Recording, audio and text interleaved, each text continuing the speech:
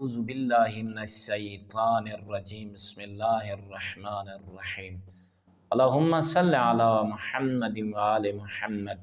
مومنین مسلمین، ماہ رمضان کی بھوک اور پیاس سے کچھ سیکھنے کی کوشش کریں۔ کچھ لوگ بھوک اور پیاس کی وجہ سے اس ماہ رمضان کی فضیلتوں کو نہیں پا سکتے، رحمتوں کو نہیں پا سکتے، انعامات کو نہیں پا سکتے۔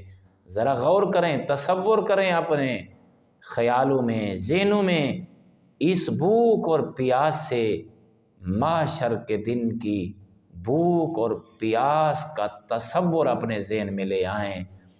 اس ماہ مقدس کو پانے کے بعد خدا را اپنے اوپر رحم کریں۔ رسول اعظم صلی اللہ علیہ وآلہ وسلم ارشاد فرماتے ہیں، اس ماہ مقدس کو جب تم پالو تو بوڑھوں کی تعظیم کرو، چھوٹوں پر رحم کرو، اپنے رشتہ داروں سے نرمی اور مہربانی کرو۔